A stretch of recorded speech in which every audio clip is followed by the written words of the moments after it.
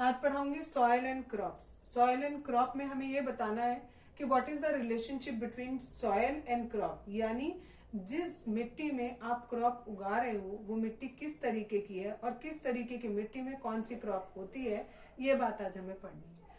तो सॉइल जो है हमें पता है डिफरेंट टाइप्स ऑफ सॉइल होती है अलग अलग प्लेसेस पर। अगर आपके प्लेसेस अलग अलग हैं तो वहां की मिट्टी भी कैसी होगी, अलग अलग होगी।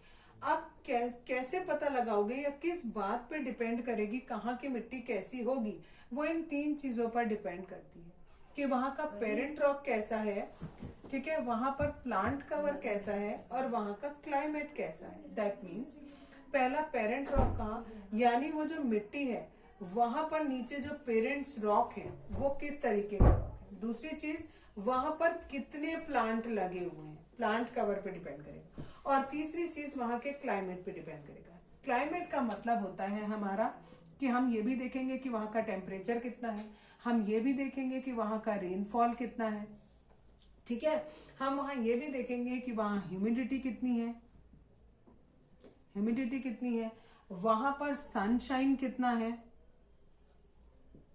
ठीक है, यानी वहां पर सनशाइन मीन्स धूप, कितनी वहां पर धूप पड़ती है और कितनी वहां पे हवा आती है।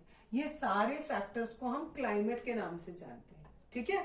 इतने सारे फैक्टर्स किसके नाम से जानेंगे, क्लाइमेट के नाम से जानेंगे, ठीक। तो अलग अलग तरीके की सॉइल होगी अलग अलग जगह पर और वो डिपेंड करेगा कि वहां की सॉइल में पेरेंट रॉक कैसे है, प्लांट कवर कैसा है और वहां का क्लाइमेट कैसा है, ठीक है। पहली बात ये हो गई। फिर उन्होंने बोला the type of soil and climate factors of a place determine the plant that we can grow well there. अब हम ये देखेंगे जिस तरीके की मिट्टी है वहां पर कौन सा पौधा अच्छे से उग पाएगा। अगर सपोज इस तरीके की मिट्टी है तो उसमें ऐसा पौधा उगेगा, इस तरीके की मिट्टी है तो उसमें ऐसा पौधा उगेगा, वो चीज हमें देखनी है। अब जैसे इन्होंने बताया है बुक में आपकी कि अगर आपका क्लेई और लोमी सॉइल है, ठीक है, कैसी सॉइल, क्लेई सॉइल और लोमी सॉइल है, ये दोनों की दोनों सॉइल जो होती हैं दोनों सुटेबल होती हैं किसकी ग्रोथ के लिए, वीट की ग्रोथ के लिए और ग्राम की ग्रोथ के लिए, ठीक है। ग्राम मीन्स चना, वीट मीन्स गेहूं, इन दोनों की ग्रोथ के लिए ये वाली सॉइल होती है। तो यानी अगर ऐसी सॉइल है जहां पर क्लेई सॉइल है या जहां पर लोमी सॉइल है तो वहां पर हम ये दोनों क्रॉप्स उगा सकते हैं, ठीक है। अब इन्होंने बताया पैडी, पैडी भी एक तरीके का क्या होती है, आपकी क्रॉप होती है जिसे आप चावल बोलते हो, ठीक है, उसका दूसरा नाम पैडी होता है। ये जो चावल होता है ये ऐसी क्ले में ऐसी मिट्टी में होगा जहां पर क्ले की मात्रा बहुत ज्यादा हो, ठीक है, और ऑर्गेनिक मैटर भी बहुत ज्यादा हो, ऑर्गेनिक मैटर ज्यादा हो और क्या चीज ज्यादा हो, क्ले वाला पोर्शन ज्यादा हो, ठीक है, क्योंकि इन दोनों में ही, ऑर्गेनिक मैटर में भी और क्ले में भी, पानी को पकड़ के रखने की क्षमता बहुत अच्छी होती है। और जो चावल की क्रॉप होती है उसके लिए हमें पानी बहुत ज्यादा मात्रा में चाहिए होता है, ठीक है। तो इसलिए जहां पर हम ये, it is a name of a crop, ये एक तरीके की क्रॉप है जिसे राइस क्रॉप भी कहते हो। तो ये वाला जो राइस क्रॉप है ये हमारा क्ले और ऑर्गेनिक मैटर जिस मिट्टी में होगा वहां पर हमारी ये बहुत अच्छे से ग्रो होगी, ठीक है। अब पल्सेस, जो पल्सेस होती हैं, पल्सेस मतलब दाल, जितनी दालें होती हैं ये सब की सब लोमी सॉइल में, ठीक है, लोमी सॉइल में बहुत अच्छी ग्रो होती है। अब एक और रह गई, दैट इज कॉटन। कॉटन कहाँ ग्रो होता है, कॉटन जो होता है, कॉटन हमारा सैंडी और लोमी इन दोनों सॉइल में हो जाता है, सैंडी सॉइल में भी और लोमी सॉइल में भी हो जाता है, ठीक है, okay. Soil as a natural resource, ये अलग टॉपिक है। सबसे पहले हम इसे पढ़ेंगे रिसोर्स। रिसोर्स किसे कहते हैं, कोई भी ऐसी चीज जो आप अपनी जरूरत के लिए यूज कर रहे हो उसे हम रिसोर्स करेंगे। जैसे मैं भी ये पेन यूज कर रही हूँ आपको पढ़ाने के लिए, मैं ये पेन यूज कर रही हूँ तो मेरे पास पेन क्या हो गया, एक रिसोर्स हो गया। इस बोर्ड पे पढ़ा रही हूँ तो ये बोर्ड क्या हो गया, एक रिसोर्स हो गया, ठीक है। अब बता रही हूँ नेचुरल रिसोर्स। नेचुरल मीन्स जो हमें नेचर से मिला हो, ऐसा रिसोर्स जो हमें नेचर से मिला हो। जैसे हमारे हो गए माउंटेन हो गए, ठीक है, प्लांट्स हो गए, रिवर हो गई, ये सारे के सारे, सनलाइट हो गई, ये सब के सब हमारे नेचुरल रिसोर्सेज हैं। और भी होते हैं, ये आपके नेचुरल रिसोर्सेज हो गए। अब हमें किसके बारे में पढ़ना है, कौन सा नेचुरल रिसोर्स, सॉइल। अब हमें सॉइल को पढ़ना है किस फॉर्म में, एज अ नेचुरल रिसोर्स, यानी हमें ये बताना है कि सॉइल भी क्या होता है, एक नेचुरल रिसोर्स होता है। ठीक है, कैसे होता है, हम देखो, हम किस किस चीज के लिए, फूड के लिए हम सॉइल पे डिपेंड है, क्लोथिंग के लिए हम सॉइल पे डिपेंड है, और शेल्टर के लिए भी हम सॉइल पे डिपेंड है। अब बताऊंगी कैसे। फूड के लिए तो आप सबको पता है, जो भी खाना आप खाते हो वो जनरली हमें कहाँ से मिलता है, पेड़ पौधों से मिलता है। पेड़ पौधे कहाँ लगते हैं, सॉइल में लगते हैं। तो दैट मीन्स हमें जो खाना मिल रहा है वो किसके थ्रू मिल रहा है, सॉइल के थ्रू मिल रहा है। दूसरी बात, क्लोथिंग के लिए, आप जो कपड़े पहनते हो, ठीक है, या तो आप पहनते हो नेचुरल कपड़े जो नेचुरल धागे से बने होते हैं, या फिर सिंथेटिक धागे से बने होते हैं।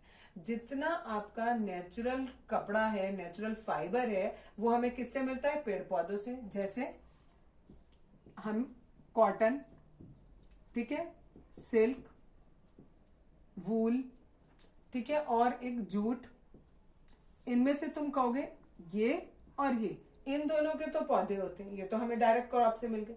ये दोनों तो हमें एनिमल से मिल रहे हैं।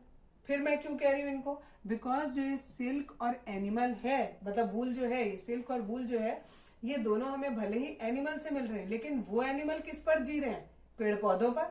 और पेड़ पौधे कहाँ रह रहे हैं, सॉइल में।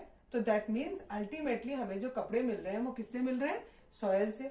कि अगर सॉइल नहीं होती तो पेड़ पौधे नहीं होते, जानवर नहीं होते, जानवर और पेड़ पौधे नहीं होते तो हमें ये चीजें नहीं मिलती। तो हम अपनी क्लोथिंग के लिए भी किसके ऊपर डिपेंड है, सॉइल के ऊपर डिपेंड है। Last is shelter. शेल्टर मतलब होता है आपको बचाव कराना, आपको रखने के लिए, रहने के लिए जगह देना। वो हमें कौन दे रहा है, वो भी हमें सॉइल दे रही है। बिकॉज आपने जो घर बनाए हैं या जो भी चीज, जिस जगह पर भी आप रह रहे हो, उस जगह पर सारे में क्या है, सॉइल। ठीक है, अगर खाली पत्थर ही पत्थर होते तो क्या आप उसके ऊपर अपना मकान बना सकते हो, नहीं, उसके ऊपर मकान आपका टिकेगा नहीं।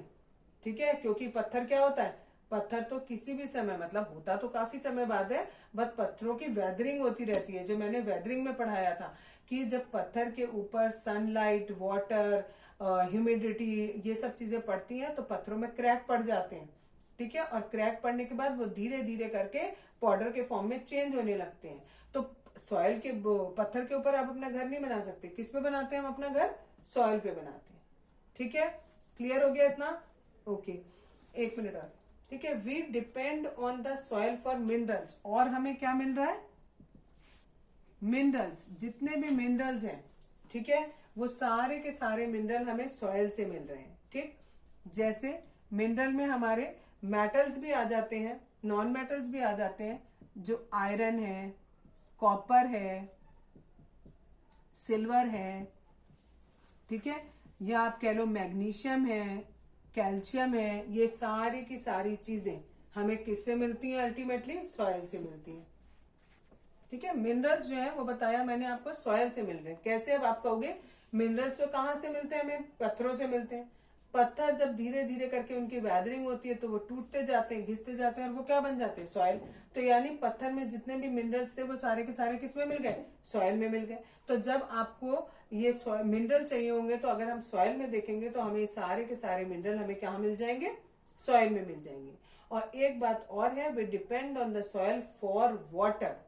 पानी के लिए भी हम किसके ऊपर डिपेंड है, सॉइल के ऊपर डिपेंड है। कैसे, water that seeps into the soil, ठीक है, जो पानी मिट्टी में ऐसे अंदर पर्कुलेट कर जाता है और सोख के कहाँ पहुंच जाता है, अंडरग्राउंड, जमीन के नीचे पहुंच जाता है, वो वाटर पीने के लिए सबसे बेस्ट माना जाता है।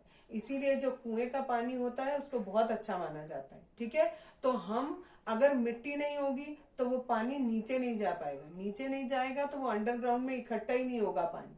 ठीक है, ऊपर ऊपर सरफेस पे ही पानी रह जाएगा। तो दैट मीन्स हमें जो वाटर मिल रहा है, जो प्योर ड्रिंकिंग वाटर मिल रहा है, वो भी हमें किससे मिल रहा है, सॉइल से मिल रहा है। ठीक है, दैट्स इट।